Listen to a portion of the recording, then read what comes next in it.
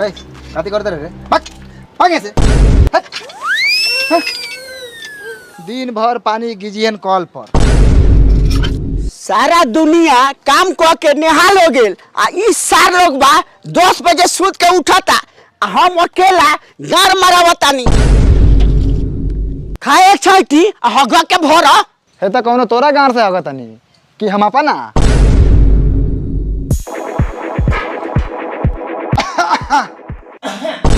कौन बारे ए हम बानी। हाँ तो बाहर निकल जोर से लागल बा ए उतरी तब नहीं निकलम अभी चुपचाप नहीं खड़ा रह। साला पेट गड़बड़ बा बर्दाश्त नहीं होत रे साला सो जल्दी आओ खेत में डनेर बांधे के बा ए जाना मर दे आवता नहीं डनेर बाने के बा ए छोरा ए निकले लगा होता नहीं ए रुक एक और लेडी छटका दी। रे निकलबे कि ना रे साला ना निकलम छटकी तब निकलम।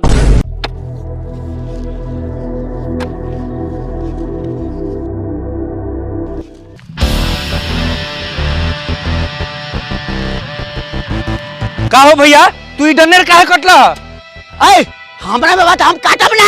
ए हाई ई तो में बा पूछला कथी बार साला बुढ़ाट से बार-बार साला डनेर काट देता ए मार साले के रे निकल ना रे ही साला ना मान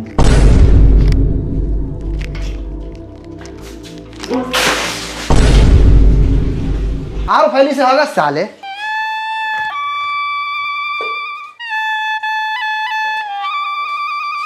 ले साला आज मारे साले अरे भाई जी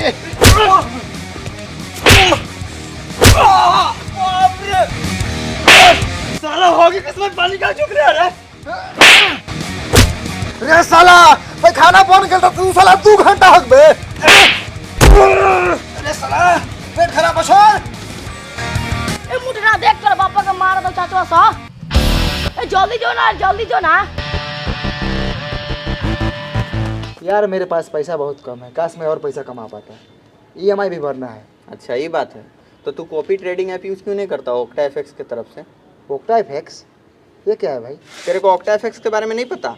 ओक्टा एफएक्स जो दिल्ली कैपिटल्स का न्यू प्रिंसिपल स्पॉन्सर बन गया है और तो और इंडिया का बेस्ट फॉरेक्स ब्रोकर भी है 2021 में। तेरे को पता है सबके बारे में? मुझे भी बता। इस प्लेटफॉर्म पे एक लिस्ट होती है एक्सपीरियंस फॉरेक्स ट्रेडर्स की जिसे हम मास्टर ट्रेडर्स भी कहते हैं। आप अपना मास्टर ट्रेडर खुद चूज कर सकते हैं और उनके फाइनेंशियल रिजल्ट और रिस्क स्कोर को देखकर फिर बेस कॉपी बटन पर क्लिक कीजिए और जो भी ट्रेड्स है वो मास्टर ट्रेडर करेगा, वो आपके अकाउंट में आ जाएगा।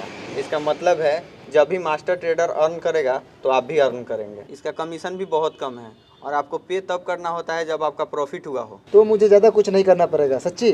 हाँ, और हर एक ट्रेडर को रैंक भी किया जाता है उनके रिस्क पे 1 से लेकर 6 तक, उनके ट्रेडिंग स्ट्रेटेजी और प्रॉफिट के बेस पर। मतलब फुल ट्रांसपेरेंसी मिलती है। यार ये तो सही है। तो आप भी अपने पैसों को काम पे लगाना चाहते हैं तो डिस्क्रिप्शन में दिए हुए लिंक पे जाइए और वहाँ पे आपको मिलेगा 15% exclusive bonus. Octa FX best app है एक्स्ट्रा इनकम के लिए। हट ना इससे डनेर काटी हट तुम मर बे हाय तू मार के देख ले अगर तो के ना कटनी नु तो एक बाप का औलाद ना तू कट बे काट के जाओ तू पे हटे ना बीच में से ए साला सो अब एक पूरा मार के देख ले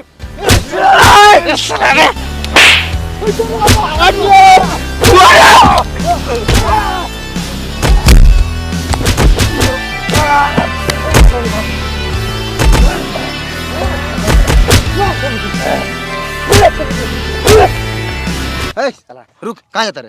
साले पापा के मारे था मारे दे साला सके तनका से खाली खून निकल जाए दे हाफ मर्डर केस होई। आ कहीं फुल मर्डर हो गई था होके दे तभी तो साला से सुधारी ऐसे ही पापा बुढ़ा गेला बा। ए मुठा हां भैया साला पेटकरा के चल खींच के ले जाओ तू पकड़िए हमारम चल छोड़ ना ताई मर दे छोड़ साला छोड़। अरे बाप रे बाप छोड़िए मत थरवा के हां मार आ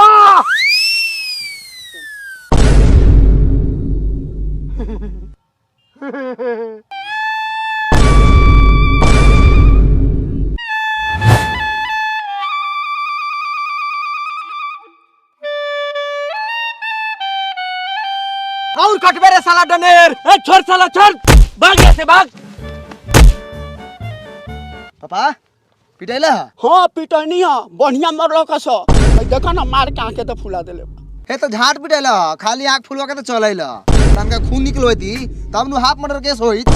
सुन ले मुठना जुठना बियान हमर डनर भरा जाए के चाहिए न तो लाश गिरी लाश चल करे। ए हमार झाट गिरी इतना पिटा के नहीं सता लाशे ना गिरा लाश गिरे इंसान।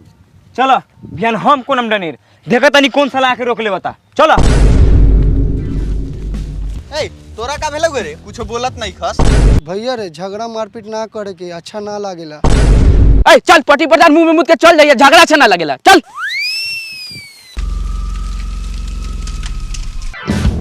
पापा काटो तनी हाली हाली काटो साला तनको अपन डनेर नहीं के छोड़ ले पूरा काटो भैयो तनका तोनी दोनों भाई हगा त खेतवा में हगा। अब बउआ सजा के होगा ई सरवा से खेत के घर बुल लेल बा दिन रात ये में लौटात रहता।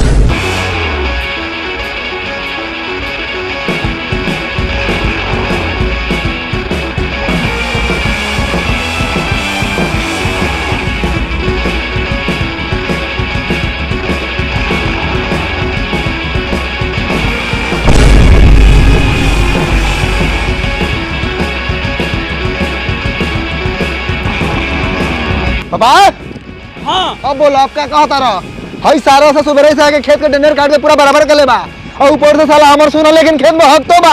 भैयो हां मार दी साला सके। ए साला तू कथी मार दे साला हम ये मुआ दे मार के। ए साला अरे बाप रे बाप बाबू रे बाबू बाबू रे बाप रे बाप रे भतरा मारी रे बेटवा चिबौनी भतार के भेज के हमरा भतार के कपार फरवइले ह अगर हमरा भतार के कुछ हो जाइत न तो तोरा भतार के घर में जग लेले घुस जाईती।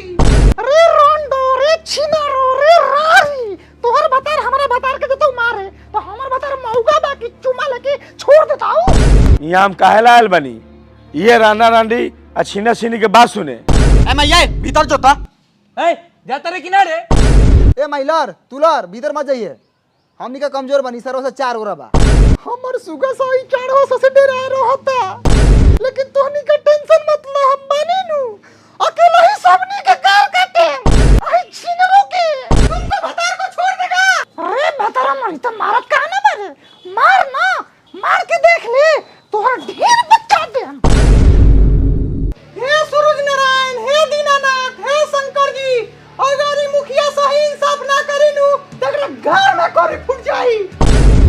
ये सूरज भगवान रवत उगल बानी सब चीज देखते बानी अगर हाई मुखिया हमारा पक्ष में पंचायती ना कइलक तो एका में हारो के 7 घाट के पानी पिया दे हम कोनो के लेके वो और जाई।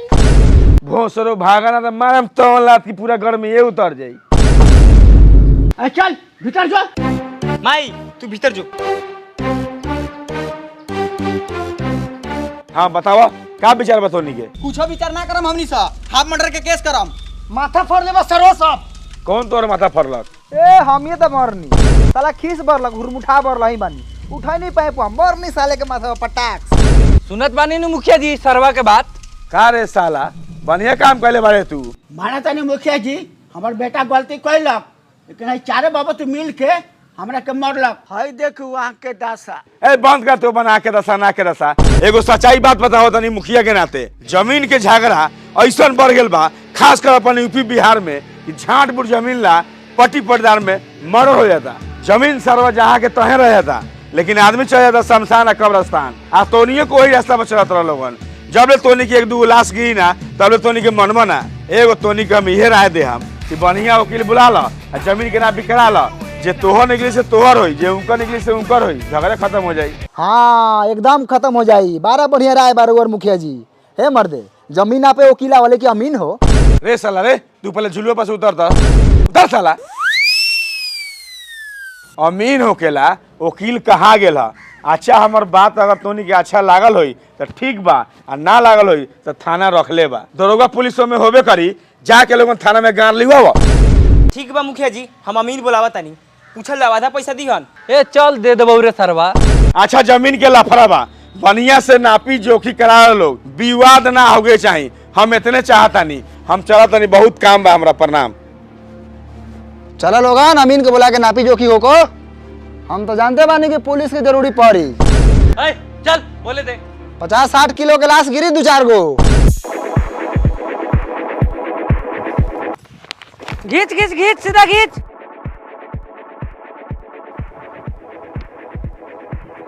ए लड़का है, पोल के एक बिता आगे रख।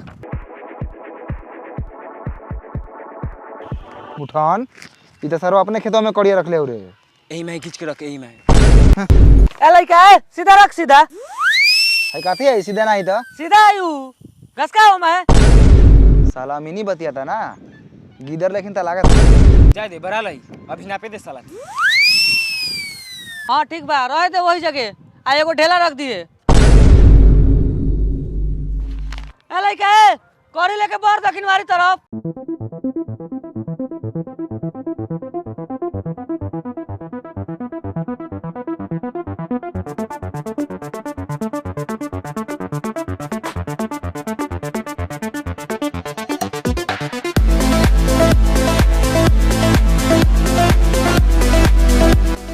ई सरवा कौन नपाई ना पाथो रे। साला जमीन बा कहां ना पाथो कहां आ जा बबू। लागत हो नाप लेलू सरवा। हाँ चल। हमार झाट के नपाई ना पड़ना बुझलऊ हा। हम का जानी रे। चाचा एने आइए है समझी है दू करी जे जमीन बा। हम कुछ ना समझिले, हम पढ़े लिखल ना बानी। हमर बेटा बताओ ओकरा के समझाई। काती समझावत रहो तनका ठीक से समझाइया। झूठा नाम बा हमार। हम का करी झूठा नाम होता। अगला आदमी के जमीन तोरा जमीन में एक हाथ निकलता। ई सरवा अगले आदमी कौन बारे? तोर पटीदार और कौन?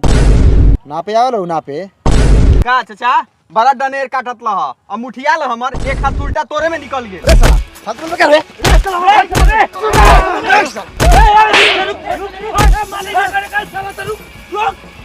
आओ साला जमीन ले बे आओ। ए ताऊ ना हट हट हट। ए नापी हम कहनी है क्या अमीन? उस सरवा के नापे होता साला वो गलत ना पता हम नहीं मानेगा। ए नहीं आता तो काला बुलाया है हमको, अपने से नाप लेते। ना मन में तो दोसर अमीन बोलवा के ना पाले। हम झगड़ा करे के नहीं की चाहत। ऐसे बोलेबे कर फिर से कल दूसरा मीन आई आ जमीन ना पाई। हाँ भैया जो मकई तिवारी को बुला के ले आओ। ए चला चल घरे, यहाँ दोसरा में नहीं अब फैन जमीन ना पाई। चल चल एक हाथ निकलता सर हमके। ए चल हमनी के झगड़ा नहीं करे के बा। बुलावे दे साला के जो अमीन बुलावे के है।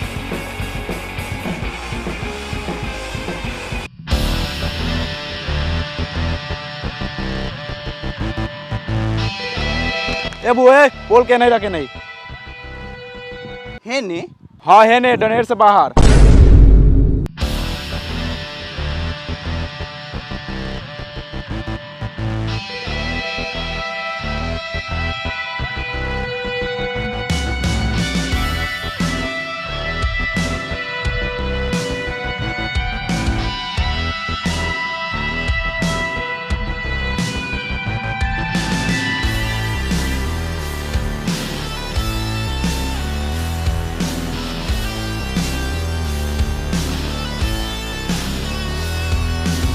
आ जाओ बॉस आ जाओ, कड़ी लेके हो गेल। केने का भेलो? एकरा पहले के नपले रहलन? सैफ जी।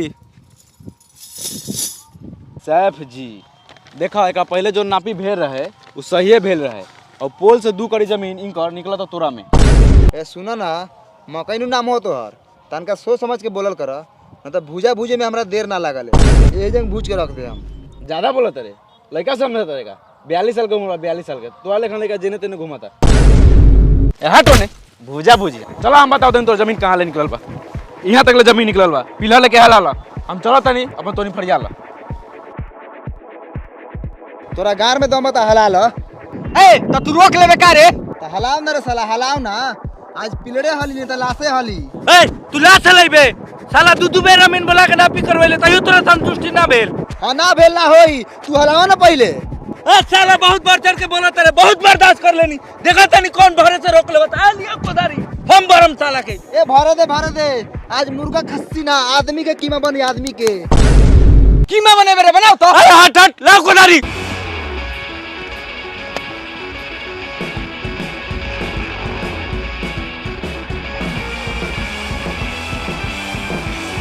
ए तुम्हारी भरेगा रे।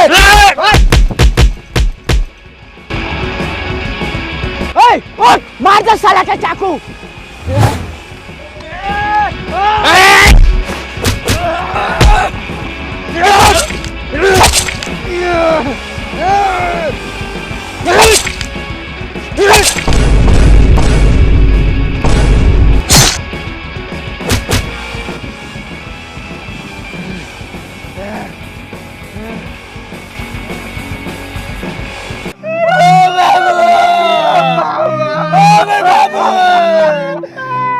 छोड़ के चल गया। क्यों क्यों एक जमी के टुकड़े के लिए इंसान एक इंसान की कत्ल कर देते हैं? और इस तरह की घटना हिंदुस्तान में सबसे ज्यादा हमारे यूपी और बिहार में रोज होते हैं। कब तक ऐसी घटनाओं की सामना करेंगे आप लोग? और आज ही देख लीजिए, 2 फीट जमी के लिए 2 परिवारों में एक का कत्ल हो गया। कल जो जमी जहां था आज भी जमी वहीं पे है, लेकिन इंसान नहीं है। मैं हाथ जोड़ के विनती करना चाहूंगा हिंदुस्तान के पूरे आवाम से कि जमी के लिए इस तरह की वारदात ना करें, प्लीज।